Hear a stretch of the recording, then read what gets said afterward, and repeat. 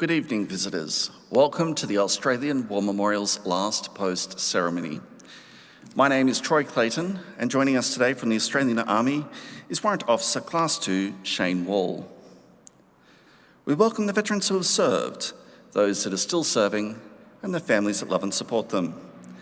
We also acknowledge the members of the RSL Services Clubs Association, RSL Victoria, and RSL Queensland, who are watching the ceremony broadcast across Australia. During this evening's ceremony, wreaths will be laid at the base of the Pool of Reflection by visitors to the memorial. If you're able, please stand and join in singing the National Anthem.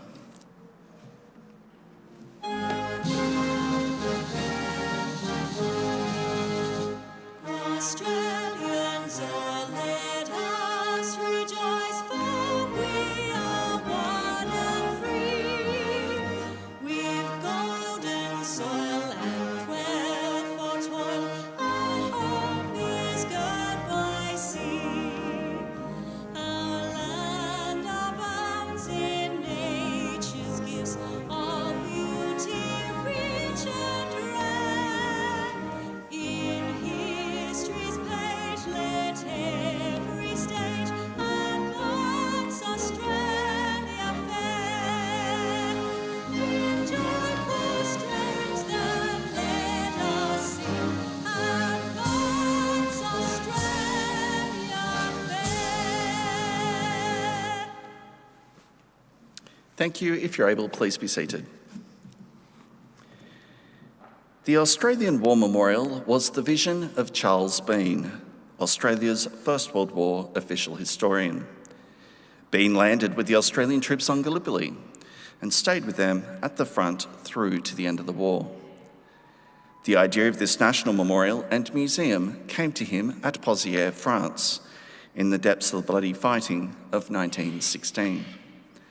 Bean's idea was that this would be a place where families and friends could mourn their loved ones buried in faraway places. It would also be a place that could help all Australians understand what these men and women had endured and what they had done for us. Bean's vision, to which we remain true, is best expressed as inscribed at the entrance to the memorial's galleries. Here is their spirit, in the heart of the land they loved, and here we guard the record which they themselves made. Tonight, we'll read the story behind just one of those on the Roll of Honour, which lists the names of more than 102,000 men and women who have given their lives for us in war and on operations for more than a century. But first, we present a lament, Flowers of the Forest. Wreaths of floral tributes will now be laid at the base of the Pool of Reflection.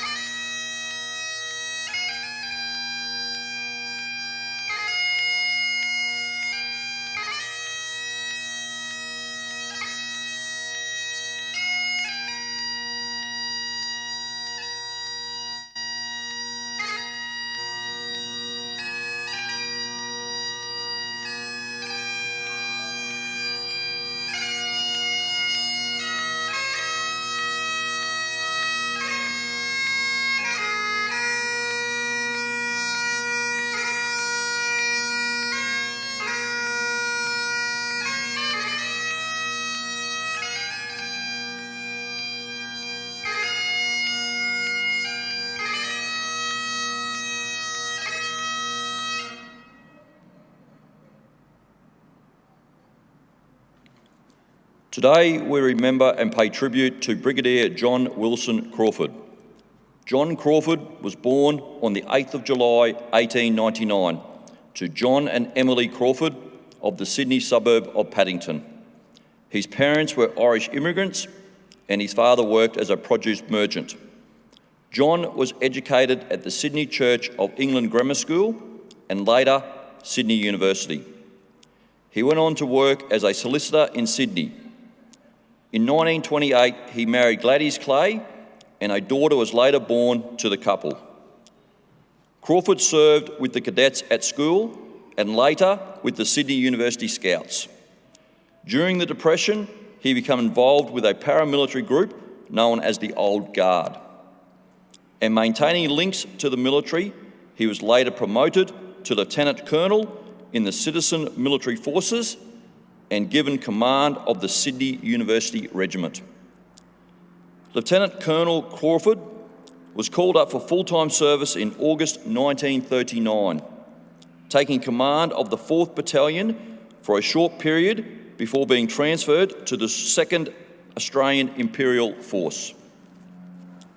In April 1940, he was appointed to establish and command the 2nd 17th Battalion.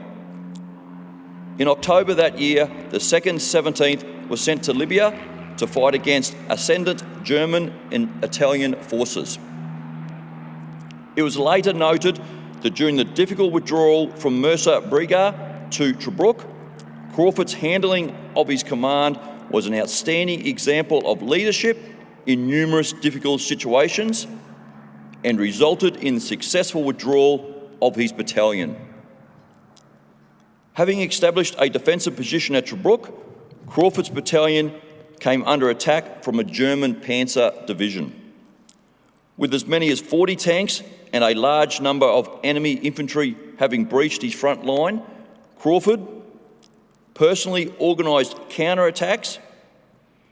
His handling of the situation had the result of completely defeating the enemy, destroying many tanks and practically wiping out a German machine gun battalion.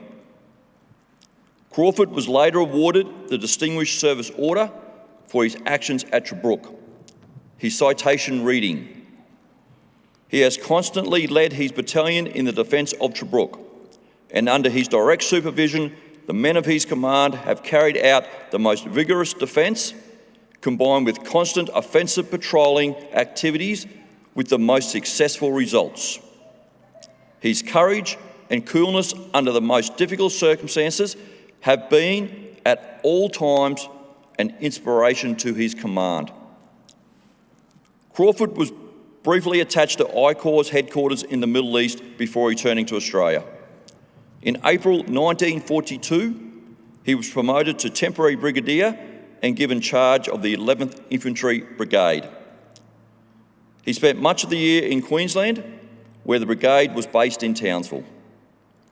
He was also in command of York Force, tasked with the defence of the Cape York Peninsula in the case of an enemy attack. On the 7th of March 1943, Brigadier John Crawford left Townsville on board a Royal Australian Air Force plane that crashed sometime after takeoff. The search area for the crashed plane was narrowed down to 3 square miles, but the rainforest was so dense that the search aircraft and nearly 400 ground searchers took 4 days to find the crash site. They recovered 2 injured survivors and the bodies of 3 who had been killed. Although the site was just 1.5 kilometres from safety, it took 2 days to make a trail to get everyone out. Amongst those killed was Brigadier John Crawford. His body was found in the plane and was taken out along the newly cut trail for burial at the Cairns War Cemetery. John Crawford was 43, survived by his wife and 8-year-old daughter. His name is listed on the Roll of Honour on my left, among almost 40,000 Australians who died while serving in the Second World War. His photograph is displayed today beside the pool of reflection. This is but one of the many stories of service and sacrifice told here at the Australian War Memorial. We now remember Brigadier John Wilson Crawford, who gave his life for us, for our freedoms, and in the hope of a better world.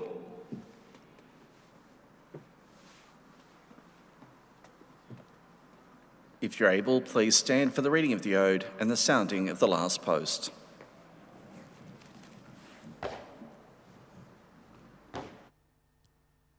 They shall grow not old, as we that are left grow old. Age shall not weary them, nor the years condemn. At the going down of the sun and in the morning, we will remember them. We will remember them.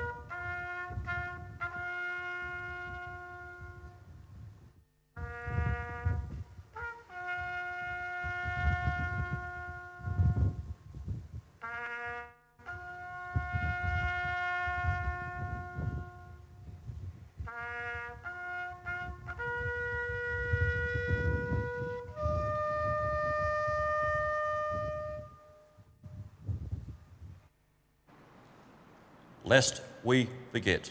Lest we forget.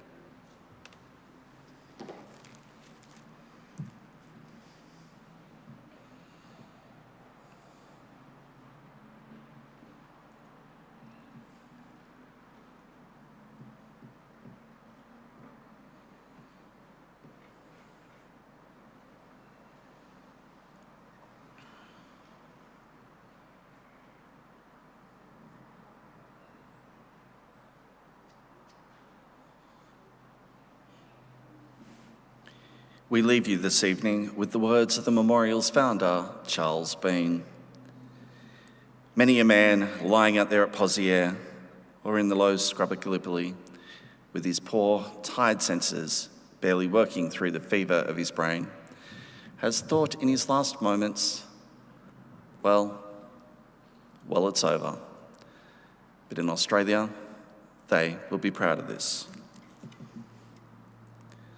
Ladies and gentlemen, girls and boys, that concludes the last post ceremony. We'd like to thank you for visiting the Australian War Memorial and wish you all a very good evening. Thank you.